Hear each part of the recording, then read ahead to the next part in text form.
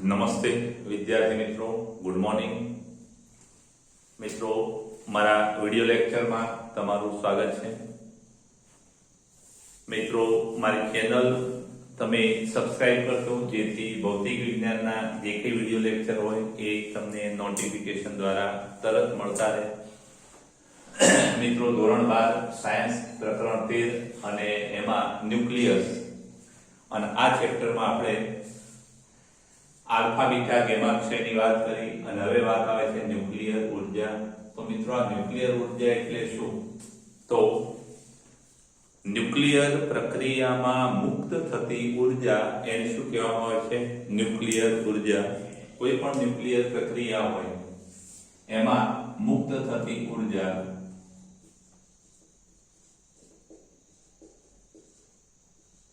Nuclear પ્રક્રિયામાં મુક્ત થતી ઉર્જા એને શું કહેવામાં આવે છે મિત્રો? તો કે એ ઉર્જાને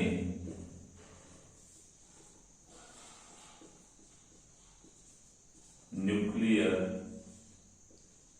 ઉર્જા કહે છે.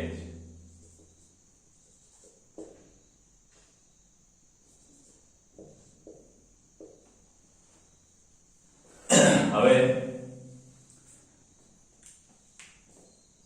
આજે આપણે એવું ભણી ગયા આગળ કે ન્યુક્લિયોનિક બંધન ઉર્જા વિરુદ્ધ પરમાણુ દળાંકનો જે આલેખ ભણી ગયા એ આલેખમાં મિત્રો જેના પરમાણુ દળાંક 30 કરતા મોટા છે, ખાસ યાદ રાખજો મિત્રો આમાં કે a less than 30 sorry a greater than 30 ના ન્યુક્લિયર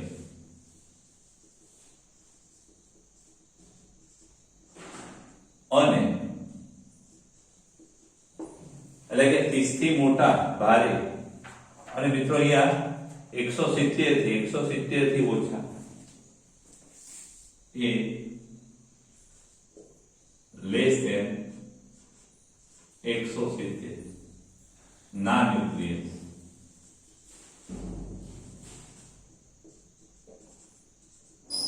માટે આ જે આલેખ છે એ વચગાળામાં કેવો છે? સપાટ છે. આ વક્ર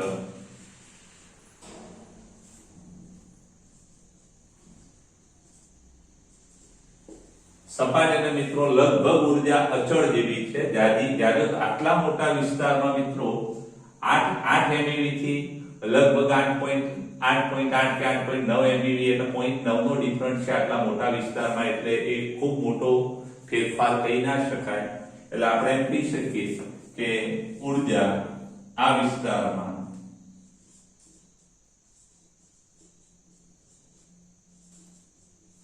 ઉર્જા એટલે ન્યુક્લિયોન દીઠ ઉર્જા મિત્રો 8 MeV લગભગ કહી શકાય, કારણ કે થોડી વધારે પણ છે. લગભગ 8.01 MeV જેને આપણે EBM કહીએ છીએ અચળ છે.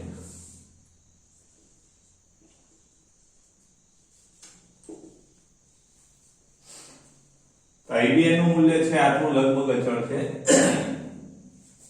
હવે એક વાત એ પણ યાદ રાખજો મિત્રો કે જેના મૂલ્યો ઓછા છે હલકા ન્યુક્લિયસ એ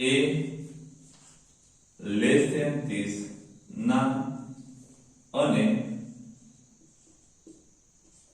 એ ગ્રેટર ધેન 170 ના ન્યુક્લિયસો માટે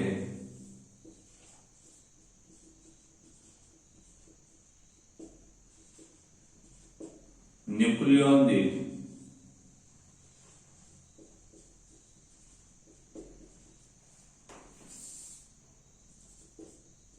બંધન ઉર્જા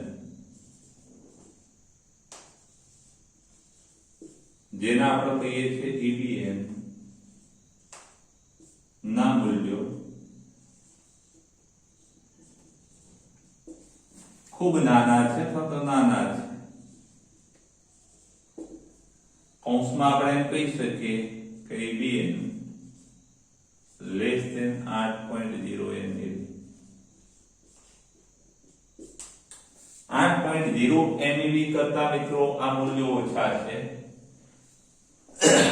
હવે મિત્રો ખાસ યાદ રાખજો કે આ બંધન ઊર્જાનું મૂલ્ય જેમ વધુ એમ ન્યુક્લિયસ જેવું તંત્ર છે એના બંધારણનું કુલ દળ ઓછું હોય મિત્રો, અને દળ ઘટે એટલે દળના ઘટાડાની સમતુલ્ય ઊર્જા મુક્ત થતી હોય અને એટલી બંધન ઊર્જા એની વધુ હોય. ખાસ યાદ રાખજો કે વધુ બંધન ઊર્જા માટે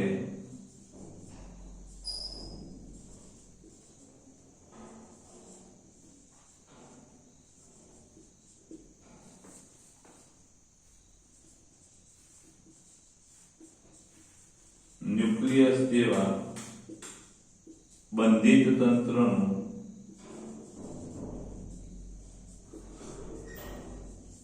કુલ દળ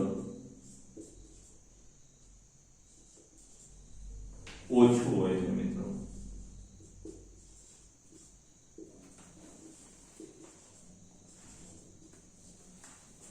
એટલે એનો મતલબ એ થાય કે આ વધુ બંધન ઊર્જા હોય એના ન્યુક્લિયસનું કુલ દળ ઓછું હોય.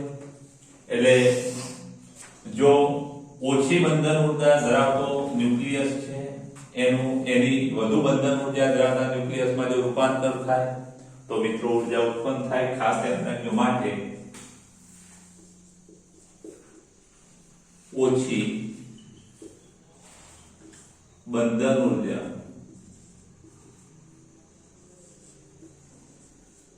ધરાવતા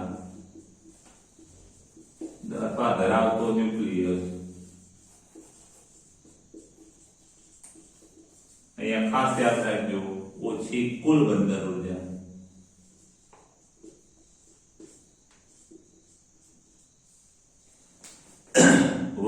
કુલ વધુ બંધન ઊર્જા અથવા વધુ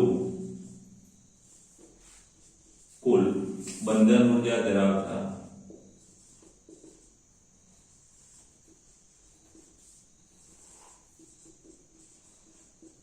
ન્યુક્લિયસમાં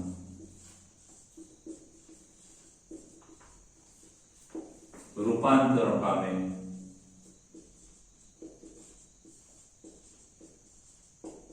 તો ઊર્જા મુક્ત થાય.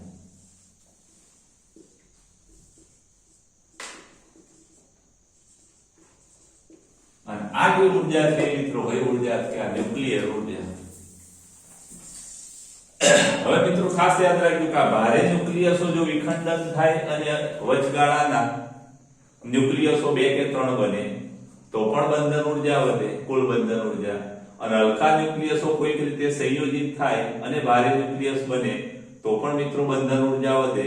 અને બંધન ઊર્જા વધે, કુલ બંધન ઊર્જા વધે તો મિત્રો ઊર્જા ઉત્પન્ન થાય. એટલે ખાસ યાદ રાખજો કે આમ ભારે ન્યુક્લિયસ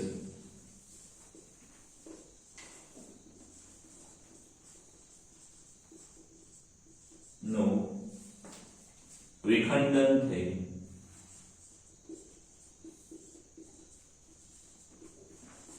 બે કે 3 વચગાળાના મિત્રો આ તૂટી અને આવા નહીં પણ આ તૂટી અને આ વચગાળાના 8 MeV ઊર્જા ધરાવતા વચગાળાના ન્યુક્લિયસ બને કે હલકા ન્યુક્લિયસ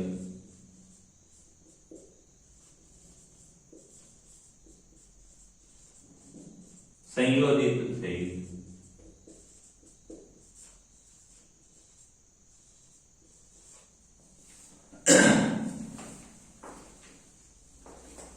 ભારે ન્યુક્લિયસ બને.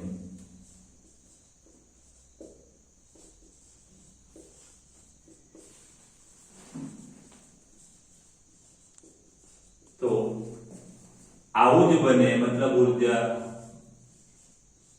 ઉત્પન્ન થાય અથવા મળે। મિત્રો ખાસ યાદ રાખજો કે આમાં જે ઉર્જા મળે છે એ મિલિયન ઇલેક્ટ્રોન વોલ્ટના ક્રમની હોય છે। આપણે 1 કિલોગ્રામ કોલસાનો અથવા કોલસાના દહનમાં જે ઉર્જા મળે છે એ કોલસા કે પેટ્રોલ કે એવા કોઈ બળતણનો ઉપયોગ કરી અને આપણે જે ઉર્જા મેળવીએ છીએ એ ખૂબ ઓછા મૂલ્યની હોય છે।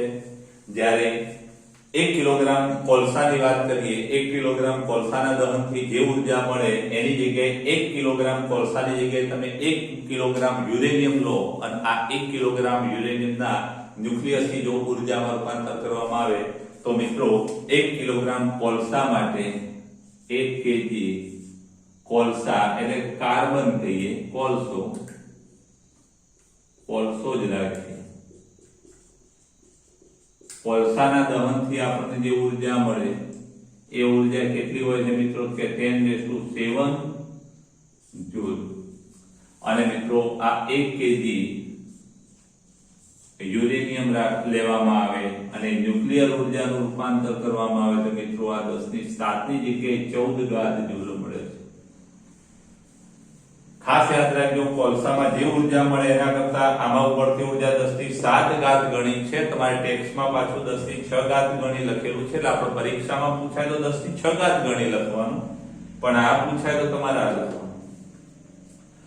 અને માટે મિત્રો આ ન્યુક્લિયર ઉર્જાનો જે સ્ત્રોત છે એ બહુ વિપુલ પ્રમાણમાં ઉર્જા આપે છે અને માટે ન્યુક્લિયર પાવર પ્લાન્ટમાં ખૂબ ઓછા બળતણથી વધુ ઉર્જા મળે છે મિત્રો। વધુ એટલે અનેક ગણી મિત્રો 10⁷ ઘાત ટન કોલસામાં જે ઉર્જા મળે એટલી ઉર્જા અહીંયા 1 કિલોગ્રામ યુરેનિયમમાં મળે। એટલે 10⁷ ઘાત કોલસો બાળો એની જગ્યાએ તમે 1 કિલોગ્રામ યુરેનિયમ વાપરો તો એટલી ઉર્જા મિત્રો મળે। 10⁷ ઘાત એટલે મિત્રો 100 લાખ કિલોગ્રામ, 100 લાખ કિલોગ્રામ થાય, કારણ કે 5 મીંડા આવે એટલે લાખ।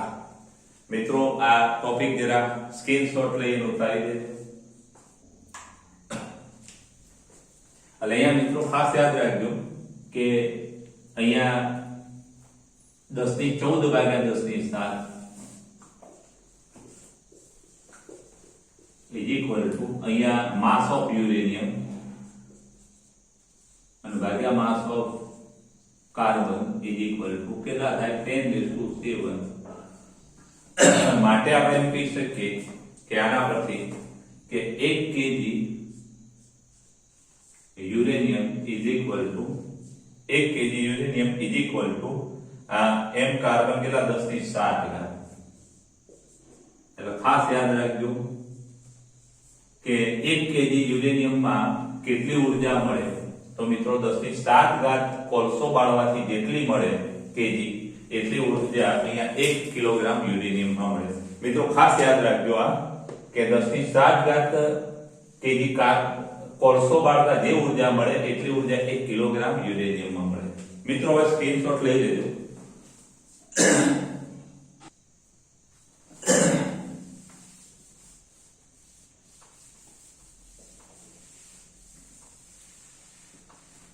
મિત્રો અહીંયા જરા કાર્બન પાછળ આવશે કેજી આગળ, ખાસ યાદ રાખજો આપણી ભૂલ હતી।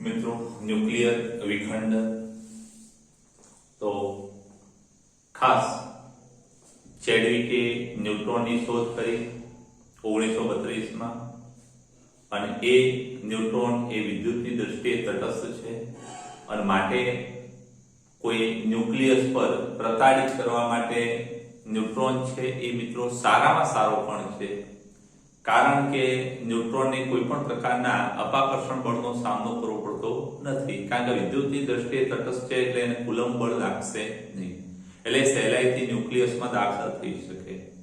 જ્યારે આલ્ફા કણ છે એ મિત્રો વિદ્યુતીય અપાકર્ષણ બળનો સામનો કરવો પડે એટલે એની ઉર્જા એ અપાકર્ષણ બળ વિરુદ્ધ કાર્ય કરવામાં વપરાઈ જાય. હવે મિત્રો આ ન્યુટ્રોન છે એ ન્યુક્લિયસ પર પ્રતાડિત કરવા માટે બહુ સારામાં સારો કણ છે અને માટે જ્યારે આવા યુરેનિયમ જેવા ભારે ન્યુક્લિયસ પર ન્યુટ્રોનનો મારો કરવામાં આવે તો મિત્રો એમાં એક એક ન્યુટ્રોન ઉમેરાતા જાય. એટલે આપણે એવું પણ ભણ્યા કે સ્થિરતા માટે જેટલા ન્યુટ્રોન હોય એના કરતા વધુ ન્યુટ્રોન ન્યુક્લિયસમાં આવે તો એવો ન્યુટ્રોન પ્રોટોનમાં રૂપાંતર થાય. એટલે મિત્રો ભારે ન્યુક્લિયસ બનાવવાના પ્રયત્નમાં અથવા મોટા પરમાણુ ક્રમાંક ધરાવતા તત્વો બનાવવાના પ્રયત્નમાં મિત્રો એક ઘટના એવી જોવા મળી. એમાં બે રસાયણશાસ્ત્રી ઓટો અને હાન, સ્ટ્રેસમેન અને ઓટો હાન, આ બે રસાયણશાસ્ત્રીઓ યુરેનિયમ પર થર્મલ ન્યુટ્રોનનો મારો કરી અને એનો ભારે ન્યુક્લિયસ બનાવવાનો પ્રયત્ન કરતા હતા. અને એમાં મિત્રો એક તત્વ એવું મળ્યું કે સીધું જ બેરિયમ કે જેનો પરમાણુ ક્રમાંક 56 છે, પરમાણુ ક્રમાંક 56 છે. એટલે પહેલું તો મિત્રો ડાયરેક્ટ 92 માંથી આ 56 કઈ રીતે બની ગયો એ જ એમને એક પ્રશ્નાર્થ ચિહ્ન હતું કે આવું કેમ બને, એમ આવું બની જ ના શકે. અને એની જે સમજૂતી છે મિત્રો, મિટનર અને ફિશ આવા બે ભૌતિક શાસ્ત્રી, જે મિટનર એનો ભત્રીજો હતો અને ફિશ, મિટનર કોઈ હતા અને ફિશ એનો ભત્રીજો હતો. મિત્રો આ બે ભૌતિક શાસ્ત્રીઓએ આની સમજૂતી આપી અને એને વિખંડન પ્રક્રિયા અથવા ન્યુક્લિયર વિખંડન પ્રક્રિયા અથવા ફિશન પ્રક્રિયા કહેવામાં આવે છે. તો આ ન્યુક્લિયર વિખંડન, તેમાં આપણે આ બધી બાબત ટેક્સ્ટમાં છે નહીં, મેં વાત કરીએ એટલે આપણે તો યુરેનિયમ થર્મલ ન્યુટ્રોનની વાત કરવાની કે યુરેનિયમ 235 પર યુરેનિયમ 92235 ન્યુક્લિયસ પર થર્મલ ન્યુટ્રોન એટલે મિત્રો ધીમો ન્યુટ્રોન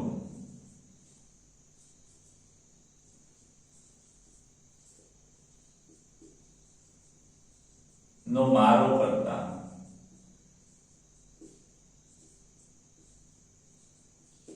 તેનું લગભગ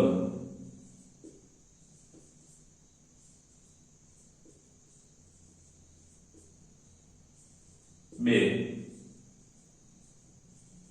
સરખા ન્યુક્લિયસમાં આખા ટુકડાઓમાં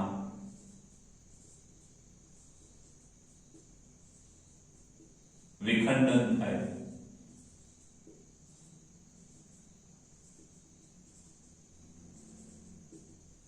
આ પ્રક્રિયાને મિત્રો ન્યુક્લિયર વિખંડન કહે છે, જેને ન્યુક્લિયર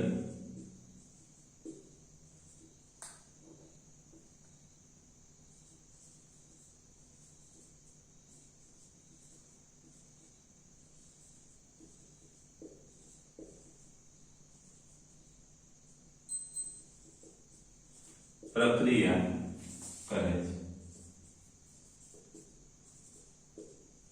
અને આવી કેટલીક પ્રક્રિયાઓ નીચે દર્શાવેલી છે.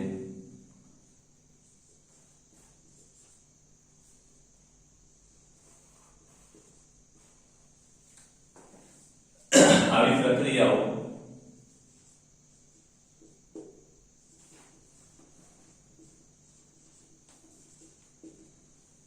અને એમાં મિત્રો પહેલા આ યુરેનિયમ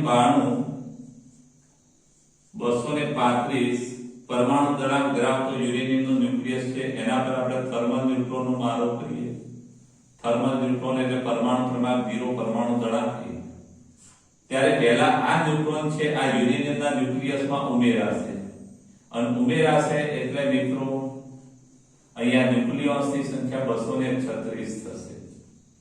અને આ જે ન્યુક્લિયસ છે એને સંયોજિત ન્યુક્લિયસ કહેવામાં આવે છે. અને એ સંયોજિત ન્યુક્લિયસ છે એ ઉત્તેજિત અવસ્થામાં હોય અને એ ઉત્તેજિત અવસ્થામાં રહેલું ન્યુક્લિયસ છે એ લગભગ બે સરખા ટુકડાઓમાં વિભાજિત થાય. અને એમાં એક ઉદાહરણ છે એ બેરિયમ અને ક્રિપ્ટોન. બેરિયમ અને ક્રિપ્ટોન. બેરિયમનો પરમાણુ ક્રમાંક મિત્રો 56 છે. આ સેટિંગ કરતા ના આવડે ખાસ યાદ રાખવાનું, 52 માંથી 56 બાદ કરી લખી દેવાના એટલે 36 થશે. અહીંયા 140 એનો પરમાણુ દળાંક છે, જરા જોઈએ ભૂલ નથી ને, 144 અને 89. આમાંથી આ બે બાદ કરતા મિત્રો જે મળે એ ન્યુટ્રોન થશે. આ પ્રક્રિયામાં 3 ન્યુટ્રોન મુક્ત થાય છે. બીજી પ્રક્રિયા છે મિત્રો યુરેનિયમ 92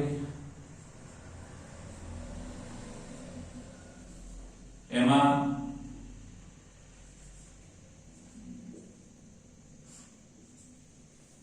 તો યુરેનિયમ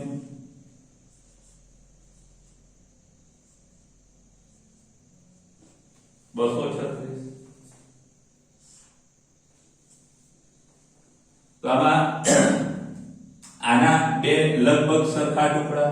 એમાં બીજા તત્વોમાં મિત્રો ખાસ યાદ રાખજો Sp એન્ટીમની અને બીજું છે નિયોબિયમ. Sp નો પરમાણુ ક્રમાંક 51 છે, પરમાણુ દળાંક 133 અને અહીંયા 41 અને 99. અહીંયા ન્યુટ્રોન મિત્રો બે બને છે, જરા જોઈ લેવાના.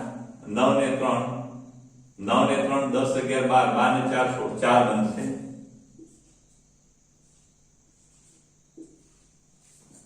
પછી ત્રીજી પ્રક્રિયા મિત્રો, આવી બીજી ઘણી પ્રક્રિયાઓ છે મિત્રો, અહીંયા આપણને 3 જ બતાવેલી છે ચોપડીમાં, તો આપણે એટલી યાદ રાખીશું.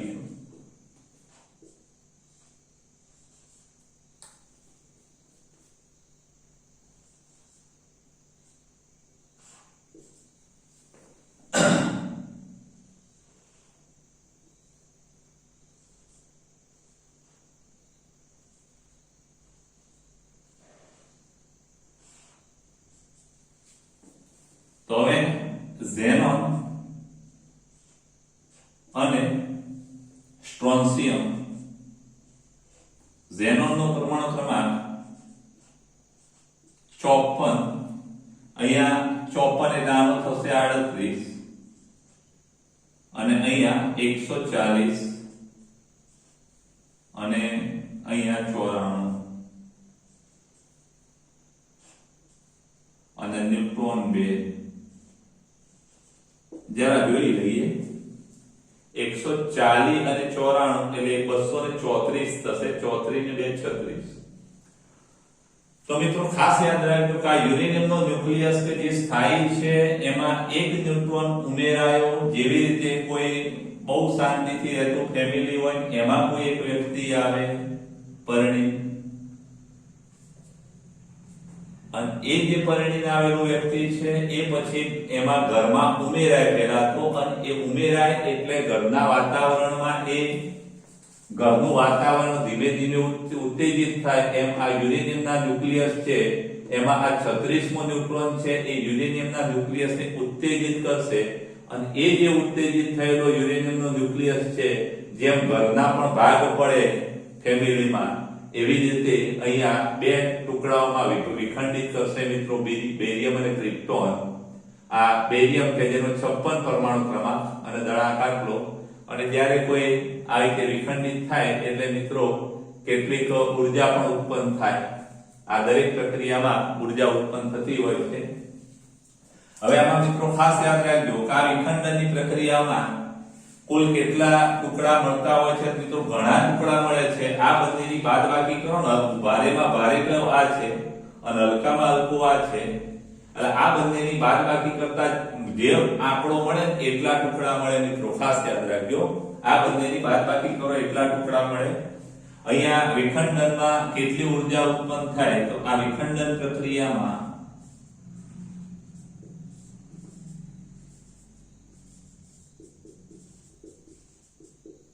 મળતી ઉર્જાને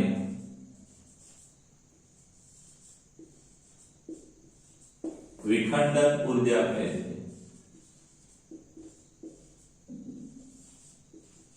અને આ ટુકડા છે ને વિખંડન ટુકડા કહેવાય. ન્યુટ્રોન ને વિખંડન ન્યુટ્રોન કહેવાય. ખાસ યાદ રાખજો. આ ઉર્જા શરૂઆતમાં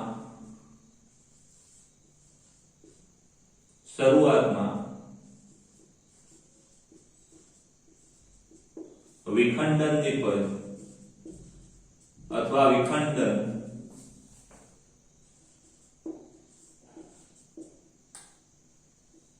ટુકડાઓ અને વિખંડન ન્યુટ્રોનની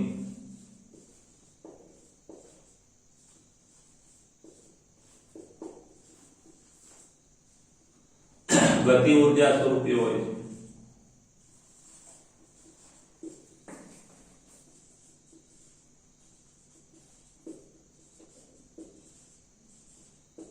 જે છેવટે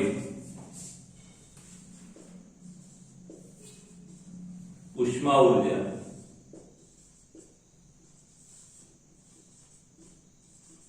રૂપાંતરણ પામે છે.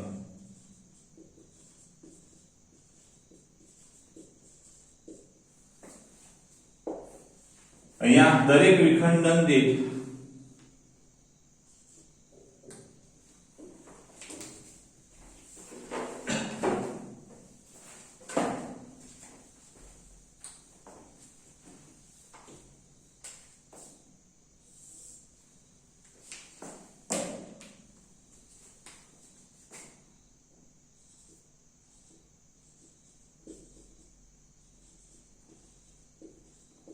એક વિખંડન દીઠ 200 MeV ઊર્જા મળે. આ મિત્રો આ આંકડો જે ખરો એ લગભગ છે. આમાં પ્લસ માઇનસ હોઈ શકે, થોડું ખૂબ નાની વેરિએશન આમાં હોઈ શકે. હવે આ ઊર્જા કઈ રીતે મળે એ જરા જોઈએ.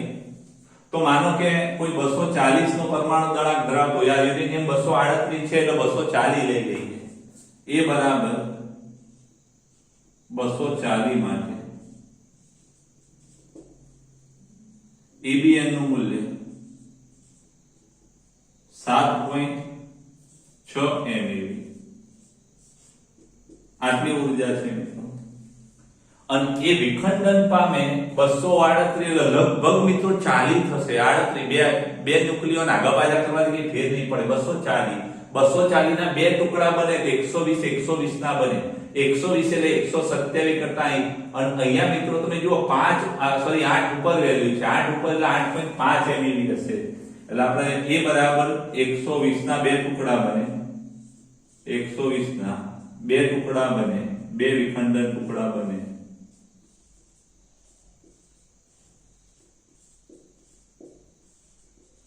માટે EBN કેટલા? તો મિત્રો એ 8.5 MeV છે.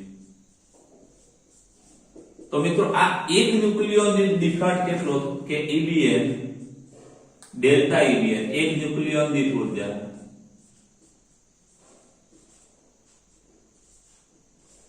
-7.0.9.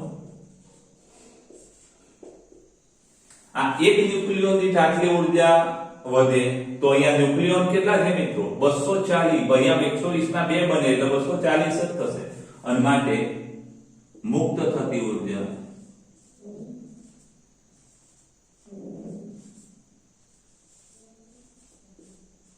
બરાબર EBN અને ગુણ્યા ન્યુક્લિયોનની સંખ્યા. આને આપણે A1 કહીએ અને આને આપણે A2 કહીએ. એટલે A1 is equal to ગુણ્યા 240 0.9 ગુણ્યા 240 કરો મિત્રો. 0.9 ગુણ્યા 240 એટલે 9 4 36 216 થાય મિત્રો. આ 216 લગભગ 200 કહેવાય મિત્રો. આટલી ઊર્જા મળે એક વિખંડન દીઠ. આ એક વિખંડનમાં લગભગ આટલી ઊર્જા મળે. અને આ ઊર્જા મિત્રો આની ગતિ ઊર્જા હોય, આની ગતિ ઊર્જા હોય, આની ગતિ ઊર્જા હોય, આવું બનતું હોય તો આ ત્રણની ગતિ ઊર્જા મિત્રો શરૂઆતમાં ગતિ ઊર્જા શોધતી હોય. હવે એક વિખંડનમાં આટલી ઊર્જા મળે મિત્રો. આ તો સેકન્ડમાં તો લાખો કરોડો વિખંડન થઈ જતા હોય મિત્રો, ખાસ યાદ રાખજો. અને માટે એક સેકન્ડના અંદર તો એટલા બધા વિખંડન થઈ જાય આ પ્રક્રિયા કે એટલી બધી વિપુલ પ્રમાણમાં ઊર્જા ઉત્પન્ન થાય. જો અનિયંત્રિત શૃંખલા પ્રક્રિયા દ્વારા ઊર્જા મેળવવામાં આવે તો મિત્રો વિસ્ફોટ કરી શકાય. અને નિયંત્રણમાં કરવામાં આવે તો મિત્રો આપણે અણુ રિએક્ટરમાં અચળ દરે આપણે ઉર્જા મેળવી શકીએ. મિત્રો સ્ક્રીનશોટ લઈ લેજો.